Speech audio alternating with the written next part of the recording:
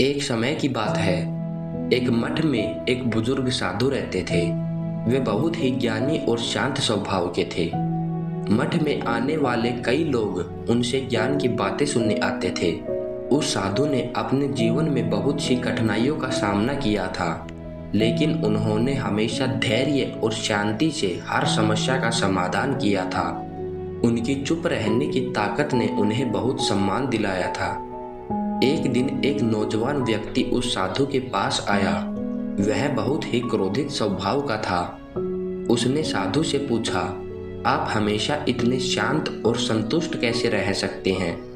लोग मुझसे बहुत बहस करते हैं और मुझे हमेशा गुस्सा आ जाता है।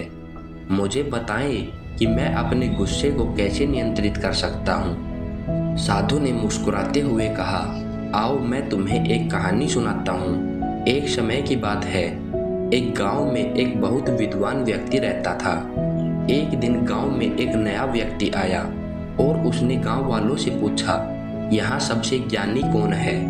गांव वालों ने उस व्यक्ति की ओर इशारा किया। वो नया व्यक्ति उस विद्वान के पास गया और बिना किसी कारण के उसे भला बुरा कहने लगा। वह लगातार विद्वान को अपशब्द कहता रहा, उसे अपमानित करने की कोशिश करता रहा, लेकिन विद्वान चुपचाप सुनता रहा और कुछ भी नहीं कहा। यह देखकर नया व्यक्ति और भी गुस्सा हो गया और अधिक गालियां देने लगा। जब काफी समय बीत गया और विद्वान ने कुछ नहीं कहा, तो नया व्यक्ति थक कर चुप हो गया। उसने विद्वान से पूछा, तुम्हें गुस्सा क्यों नहीं आया? तुमने जवाब क्यों नहीं दिया? उस विद्वान ने मुस्कुराते हुए कहा, यदि कोई व्यक्ति तुम्हें एक उपहार दे और तुम उसे स्वीकार न करो, तो वह उपहार किसके पास रहेगा?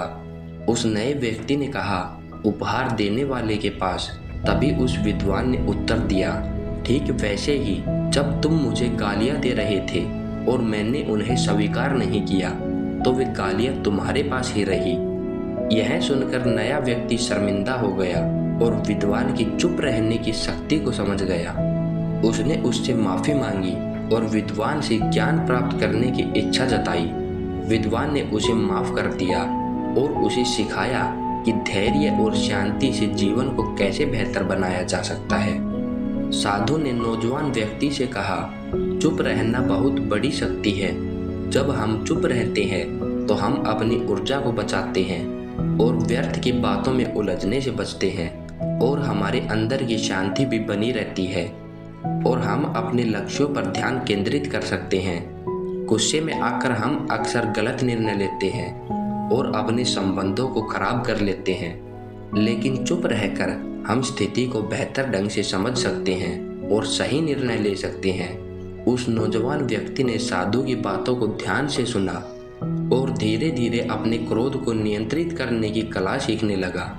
उसने साधु के पास अधिक समय बिताना शुरू किया और उसने धैर्य और शांति के गुणों को अपनाने की कोशिश की।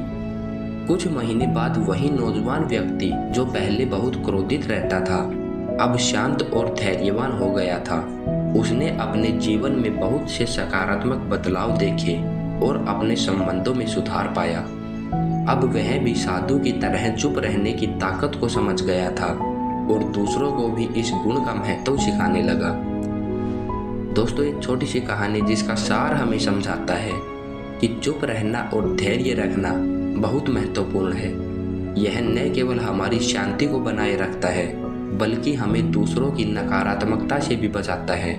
जब हम चुप रहते हैं तो हम अपनी ऊर्जा को सही दिशा में उपयोग कर सकते हैं और अपने जीवन को बेहतर बना सकते हैं। और कभी कभी शब्दों से ज़्यादा हमारी चुप्पी बोलती है और हमें वह सिखाती है जो शब्द कभी नहीं सिखा सकते। बाकी आपको ये छोटी सी कहानी कैसी लगी, कमेंट करके ज़रूर बताना। और अगर आप ये कहानी और लोगों तक भी पहुंचाना चाहते हैं तो इसे शेयर करना। बाकी मैं मिलता हूं दूसरी वीडियो में, तब तक के लिए जय श्री राम।